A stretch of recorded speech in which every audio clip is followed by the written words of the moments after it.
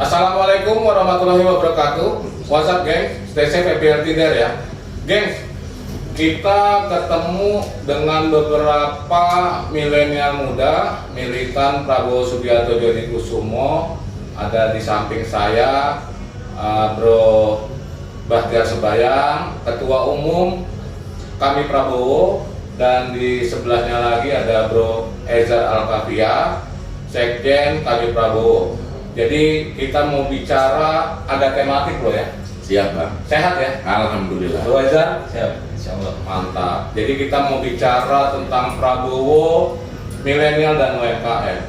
Yang pertama, di Curcol di tahun 8 kita nggak biasa basa-basi. Jadi to the point aja. Kenapa putuskan bikin kami Prabowo? Kenapa putusin bikin kami Prabowo ya? Karena kami anak-anak muda yang biasa nongkrong, kemudian memang kita masuk fasenya di tahun politik, Bang. 2024 kita akan memilih pemimpin yang baru. Dari berbagai pilihan yang ada, menurut kami yang paling pas untuk memimpin bangsa Indonesia 5 tahun ke depan ya Pak Prabowo. Artinya banyak suara-suara yang nggak suka, yang nyinyir dan lain-lain. Pak Prabowo udah tua, ngerti apa sih soal tren-tren di kalangan anak muda? Ini gimana nanggapinnya? Nanti Bu Raiza juga nanggepin. Boleh, Bang. Yang jelas kira-kira begini, Bang. Kenapa kemudian kami bikin relawan kami Prabowo ini? Karena tentu bukan tanpa kajian, pasti pasti ada sebabnya kenapa kita memutuskan untuk Pak Prabowo. Yang paling mendasar kenapa kita memilih Pak Prabowo itu tentu karena kita melihat rekam jejak beliau. Beliau ini adalah orang yang kalau dikasih mandat atau dikasih kekuasaan itu outputnya selalu keberhasilan. Misalkan contoh, ketika beliau memimpin pencaksilat, berhasil, pencaksilat ini emas. Kemudian yang kedua, ketika beliau menjadi Danjen Kopassus, bendera merah putih itu berkibar di Gunung Everest. Kemudian ketika beliau memimpin Gerindra, misalkan Gerindra itu raihan kursinya dari periode ke periode itu selalu naik. Baru 3 pemilu Baru 3 pemilu, dan bahkan di 2 pemilu sebelumnya beliau itu ada di luar kekuasaan.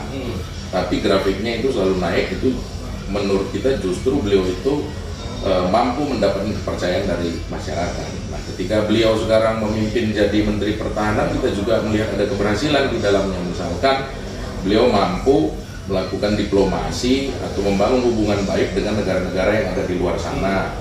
Kemudian mendorong mendorong yang namanya BUMN kita kayak PT PAL, PT Pindad itu untuk meningkatkan kapasitas produksinya terkait dengan kebutuhan di dunia pertahanan. Ya, saya kira keberhasilan beliau ini yang menjadi juga salah satu keyakinan bagi kami. Kalau beliau jadi Presiden Republik Indonesia, maka kemudian kami meyakini bahwa beliau juga akan berhasil memimpin bangsa Indonesia ini, negara yang luas ini, yang penduduknya 270 juta jiwa ini juga akan berhasil. Nah, keberhasilannya itu apa? Ya tentu sebagaimana yang sudah dimaktubkan di dalam tujuan pembangunan, yaitu bagaimana rakyat kita ini bisa sejahtera. Sejahtera itu artinya bangsa Indonesia ini masyarakatnya sejahtera, ada keadilan, stabilitas politik di dalamnya, stabilitas hukum di dalamnya, ada kestabilan ekonomi di dalamnya, dan bangsa kita ini juga kami meyakini akan mampu untuk bersaing di dunia global. Terlebih lagi bagi kami anak muda yang pemilihnya di tahun 2024 ini jumlahnya sangat besar sekali, kami meyakini Pak Prabowo ini akan mampu memberikan nilai tambah buat kami, akan mampu memberikan dan membuka serta memperluas lapangan pekerjaan, akses permodalan kepada anak-anak muda yang mau hidup di dunia usaha terutama. Saya kira itu, Pak. Bro Ezar kalau nggak salah baru mau umur 30 ya? Betul. Kenapa langsung berani nih ketika misalnya terjun dalam politik kok langsung Pak Prabowo? Sebetulnya kalau menurut saya pribadi ya, memilih partai atau memilih warna atau memilih sosok pemimpin itu kayak milih agama sebetulnya, kurang lebih. Saya melihat sosok Pak Prabowo ini membawa value-value yang seharusnya dimiliki oleh bangsa dan warga Indonesia itu yang sudah lama dihilangkan, sudah lama mulai hilang lah menurut saya.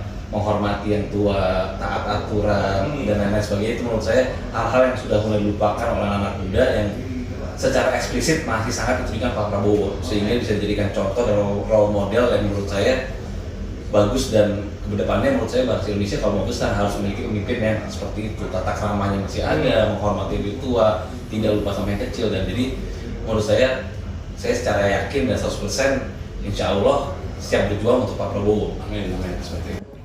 Bro, soal ini kan Bro Bahtiar dan Bro Ezer juga dekat selain dengan milenial, juga dengan pelaku UMKM yang merupakan mayoritas milenial ini banyak berkecimpung di dunia UMKM. Bahkan kemarin sempat kita japri kata Bro Bahtiar 60% dari PDB kita itu disumbangkan oleh sektor UMKM ini.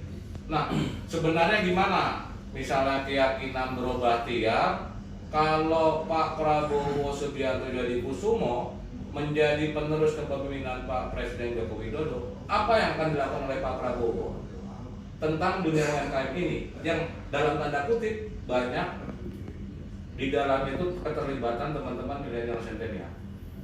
Ya, yang pasti kira-kira begini emang, karena kami meyakini bahwa Pak Prabowo ini akan mampu membawa kesejahteraan kepada masyarakatnya, kepada bangsanya. Oleh karena itu kami juga di saat yang sama meyakini bahwa inilah bentuk nasionalisme beliau. Nah, pada tahun 2024 pemilih pemula itu kurang lebih 53%. Hampir sebagian besar pemilih itu ada di sektor-sektor anak muda. Anak muda ini kalau kita mau jujur, ya mereka juga perlu kesejahteraan itu yang konkret apa. Nah, ntar kalau kita ngomongin anak muda ya kita pasti bicaranya dunia usaha, kemudian dunia lapangan pekerjaan. Nah, kalau misalkan Kepastian hidup ya? kepastian hidup dong, karena mereka mau punya masa depan yang cerah kan. Maka kemudian masa depan yang cerah ini kan tentu sangat juga bergantung kepada siapa pemimpin negaranya, karena nanti akan diterbitkan di sana, dimunculkan di sana berbagai macam regulasi.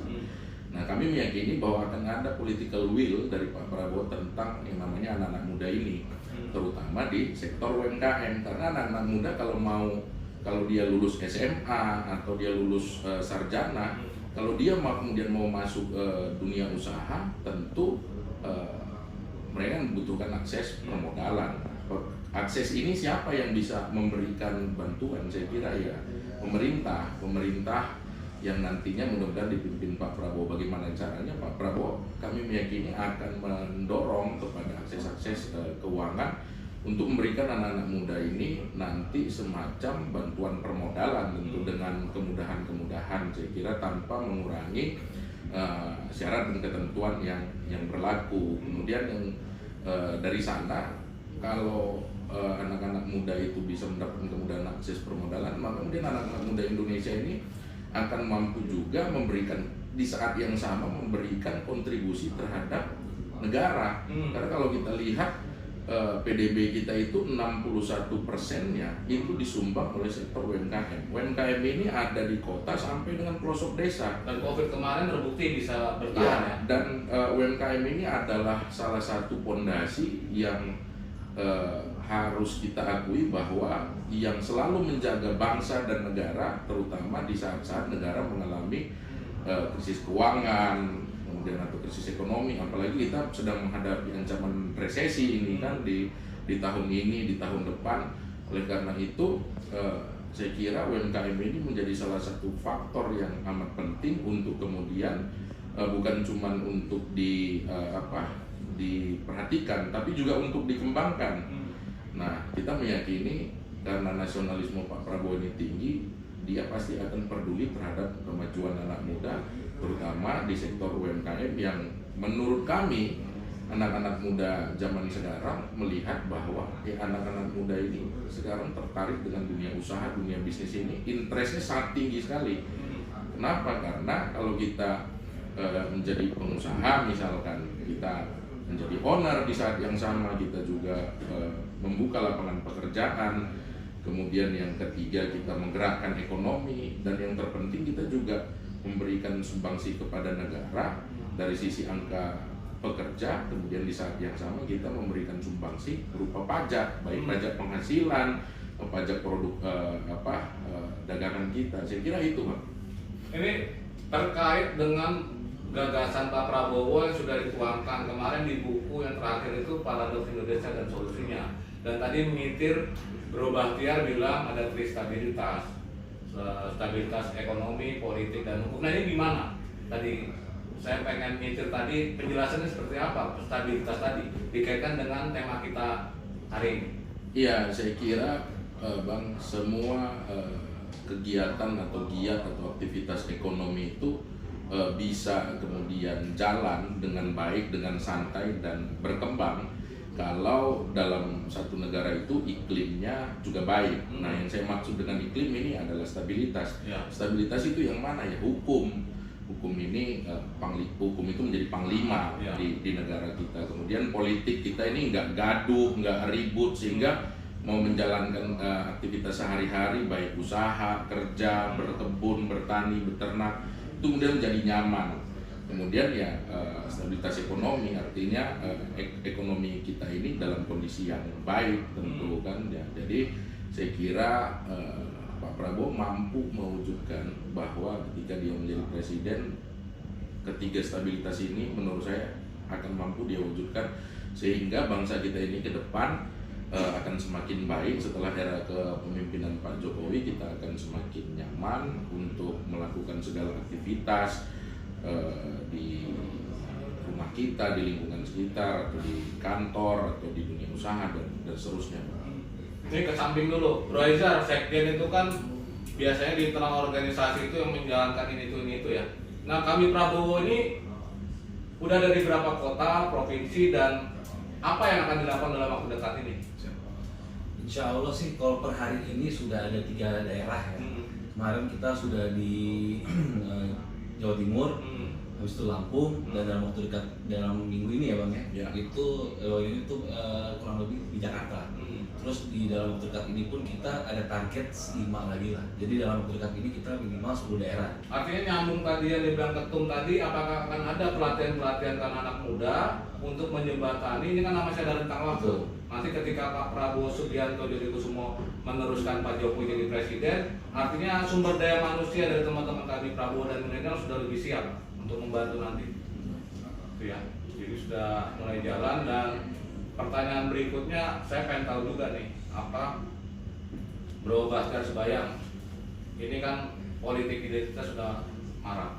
Nah sebenarnya kan kalau gue pribadi sih yakin milenial tuh udah lebih cerdas daripada generasi gue ataupun 50 tahun ke atas yang mudah termakan hoax, ujaran kebencian, hate speech dan lain-lain. Nah di milenial sendiri seperti apa? Karena yang gue pahami milenial ini punya karakteristik khusus, cenderung diam tapi sebenarnya well info. Dalam diam itu sebenarnya kritis. Dan gue udah ketemu beberapa influencer misalnya yang top, mereka ngomong, Bang, apa tawaran Pak Prabowo misalnya seperti itu. Kami ini sudah sangat simpati dan lain-lain. Tapi apa tawaran Pak Prabowo? Jadi ada 2 pertanyaan. Yang pertama tentang politik identitas, yang kedua gimana kami Prabowo menjawab tadi pertanyaan teman-teman influencer itu. Ya, yang jelas gini ya Bang ya. Negara kita ini menurut kami Prabowo itu sudah rahmat yang luar biasa. Negara besar, kemudian pulaunya banyak, sukunya banyak, agama juga banyak. Saya kira kan begitu. Nah, justru bagi kami ini adalah kekuatan, power. Ya, kenapa kekuatan kita ini harus kemudian atau kekayaan kita ini kemudian harus kita miskinkan atau harus kita kecilkan dengan yang namanya politik identitas. Jadi menurut kita ini sesuatu yang tidak menarik, apalagi yang berpotensi memecah belah gitu. Karena kita ini butuhnya persatuan. Nah, butuhnya persatuan. Jadi kalau ngomongin kami yang ada di anak muda, kami kira soal-soal kayak gitu clear lah, Bang. Jadi nggak menarik buat kami, nggak kemakan lah, nggak menarik buat kami nama politik identitas, sara dan seterusnya. Buat kami itu yang lebih menarik adalah bagaimana anak-anak muda ini, generasi masa depan bangsa, generasi-generasi yang akan datang kemudian di tahun 2024 dan seterusnya ini jelas itu artinya kesejahteraan yang mau dicapai itu tadi arahnya ada. Nah, arahnya itu apa? Arahnya ya tentu yang kami harapkan itu kami bisa produktif. Untuk produktif ini butuh kebijakan dari pemimpin negara terkait dengan regulasinya, terkait dengan sekali lagi yang sering kami ceritakan bagaimana keberpihakan dia Pak Prabowo kalau jadi presiden di tahun 2024 itu, kemudian terhadap lapangan pekerjaan, salurannya, kemudian anak-anak muda yang mau membangun dunia bisnis, akses keuangannya, kemudian pasarnya, kemudian knowledge-nya, pengetahuannya, kemudian anak-anak muda yang senang di dunia pendidikan, bagaimana kami bisa mendapatkan keberpihakan terkait dengan riset, kayak gitu Bang. Atau misalkan bagaimana kita anak-anak muda juga banyak dari kelompok-kelompok anak muda yang peduli dengan lingkungan, bagaimana lingkungan kita bisa terjaga, budaya terus bisa kita lestarikan. Menurut saya hal-hal semacam ini jauh lebih konkret dan ini yang kita butuhkan ketimbang kita bicara sekedar sara atau politik identitas yang menurut kami itu jelas banyak mudorotnya, Bang. Jadi sebenarnya sekalian menjawab teman-teman influencer itu ada jaminan dari Pak Prabowo dan Partai Gerindra ketika menamati bahwa kreativitas anak muda itu akan dijamin dan ditingkatkan. Ya, yang mau kami garis bawahi Bang, kami ini di relawan kami Prabowo enggak dari Partai Gerindra Bang, tapi dari banyak partai, dari teman-teman yang tidak berpartai. Bukan dari Partai Gerindra? Bukan, karena kami ini relawan Bang. Kami ini relawan, kami tidak terafiliasi sama salah satu partai, tapi kami adalah kumpulan anak-anak muda yang bergabung dari komunitasnya masing-masing, yang kemudian membicarakan siapa sosok atau pemimpin yang kita rasa paling pantas memimpin Indonesia di tahun 2024, dan jawaban kami adalah Prabowo Subianto. Nah, ini menarik nih gengs. Jadi apapun partai lo, apapun komunitas lo, Prabowo presidennya, bisa gabung ke kami Prabowo. Bisa dijelasin dulu nggak apa akun-akun untuk bisa dihubungi? Boleh, kami misalnya Instagram terus macam-macam ada apa? Ada Bang, ada. Instagram kita ya di kami Prabowo, tinggal dicari saja. Bisa di DM ya, dijawab ya? Bisa. Jangan sampai nggak dijawab loh. Ada adminnya kita Bang, ada adminnya, ada yang mengurusi, kemudian pengurusnya juga banyak. Nanti di tanggal 25 di Gedung Juang kami akan melantik dan mengukuhkan pengurus kami Prabowo DKI Jakarta. Tanggal 25 Februari 2023, teman-teman milenial muda monggo datang ke acara deklarasi kami Prabowo DKI Jakarta di Gedung Juang ya. Gedung Juang Bang. Bro, kita berandai-andai. Misalnya di depan kita ada Pak Presiden Joko Widodo dan Pak Menhan Prabowo Subianto Djadikusumo. Apa yang nanti dimulai dari Bro Ketum, Bro Baskar Sebayang, nanti dilanjutkan ke Bro Sekjen, Bro Ezar, apa yang mau dikatakan, disampaikan untuk Pak Jokowi dan Pak Prabowo? Monggo. Baik, yang pertama tentu kami ingin berterima kasih kepada Pak Jokowi yang selaku Presiden dalam 8 tahun terakhir saya kira mampu membawa Indonesia ke arah yang tepat dan baik, terutama 2,5 tahun terakhir Pak Jokowi berhasil membawa Indonesia keluar lepas daripada bayang-bayang COVID dengan segala kerja kerasnya dan teamworknya. Kemudian kami juga berterima kasih kepada Pak Jokowi karena beliau selalu menjadi figur dan garda terdepan terhadap hal-hal yang memecah belah kita, terutama soal politik sara, politik identitas dan seterusnya. Pak Jokowi selalu menentang itu. Ya, tentu banyak tantangan selama beliau memimpin negara ini, tapi saya kira Pak Jokowi sudah mampu membawa Indonesia ke arah yang baik. Itu juga terbukti ketika kita lihat di tahun 2023 awal, kemudian 2022 akhir, pertumbuhan ekonomi kita di kepemimpinan Pak Jokowi juga saya kira tumbuh cukup baik, bahkan menjadi salah satu yang terbaik di negara-negara G20. Buat Pak Prabowo, kita berharap Bapak terus menjaga kesehatan, terus bekerja di Kementerian Pertahanan, karena kami menilai apa yang Bapak kerjakan di Kementerian Pertahanan ini sudah sangat baik.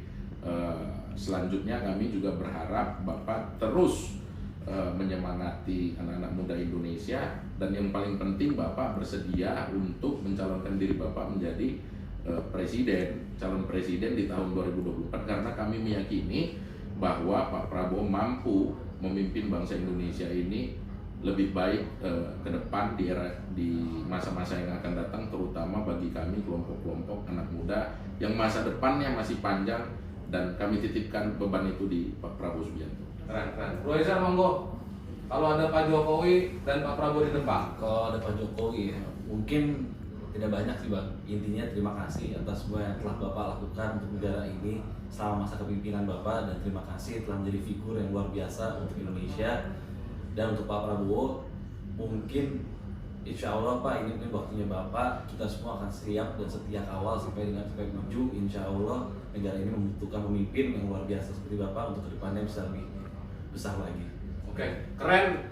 Siang ini kita bisa ngobrol-ngobrol sama Bro Bahtiar Sembayang, Ketum kami Prabowo, dan Sekjen Bro Ezar. Dan gue pribadi berharap kami Prabowo tidak hanya berhenti pada saat memenangkan Bapak Prabowo Subianto Yadikusumo, tapi pada saat nanti Pak Prabowo Subianto menjadi presiden, ini jejak digitalnya nggak mungkin dihapus loh. Artinya ini catatan yang bisa ditagih oleh generasi milenial. Ini Bro Bahtiar Sembayang, Bro Ezar Al-Kapia, ini bisa nanti ditagih kalau misalnya Pak Prabowo sudah jadi presiden, apa yang harus dikonkretkan untuk generasi milenial, centennial, generasi Gen Z. Makasih banyak Bro ya. Makasih banyak. Makasih banyak. Salam buat teman-teman dan maju terus kami Prabowo. Maju. Prabowo Presiden. mantap.